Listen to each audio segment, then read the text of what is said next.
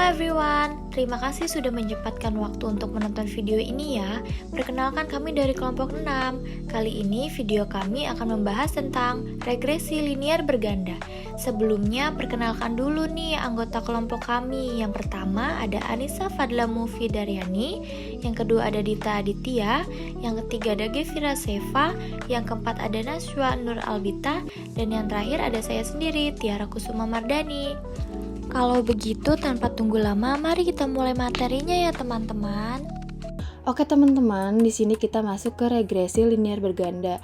Nah, di sini aku mau ngejelasin pengertian regresi linier berganda dan gimana sih bentuk persamaan umumnya. Nah, regresi linier berganda ini model persamaan yang menjelaskan hubungan antara satu variabel dependen Y dengan dua atau lebih variabel independen X, bisa X1, X2, dan seterusnya. Kemudian tujuan dari analisis regresi linier berganda ini untuk mengetahui nilai variabel dependen Y ketika nilai dari variabel independennya X diketahui. Selain itu, penting juga nih teman-teman untuk mengetahui dan memahami bagaimana hubungan antara variabel yang tidak terikat X dengan variabel yang terikat Y. Nah, masuk nih teman-teman ke bentuk persamaan umumnya dalam regresi linier berganda. Nah, di sini Y sama dengan A ditambah B1X1 ditambah B2X2 ditambah B3X3 ditambah BNXN ditambah E. Di sini juga ada penjelasannya teman-teman. Untuk Y ini variabel terikat, A itu konstanta, X1, X2, X3 itu variabel bebas, B1, B2, B3 itu koefisien regresi, dan yang terakhir itu E itu standar error. Nah, lanjut kita masuk ke koefisien determinasi atau R2 teman-teman. Nah, di sini untuk mengetahui persentase pengaruh variabel-variabel X1 dan X2 terhadap variabel Y digunakan koefisien determinasi nih teman-teman.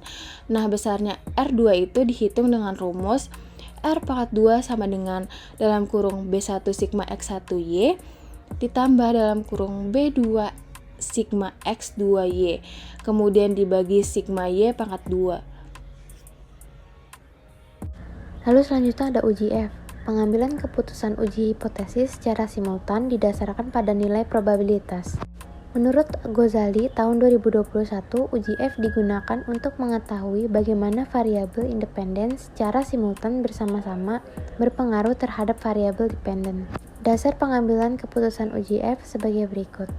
Yang pertama, jika F hitung lebih besar F tabel dengan signifikan kurang dari 0,05, maka variabel independen berpengaruh signifikan terhadap variabel dependen.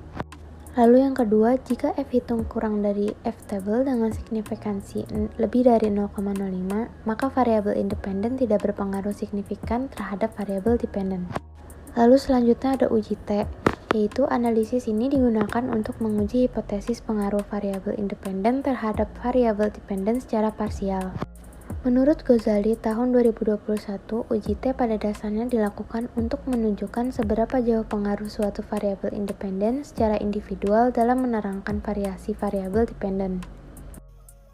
Koefisien determinasi R-square.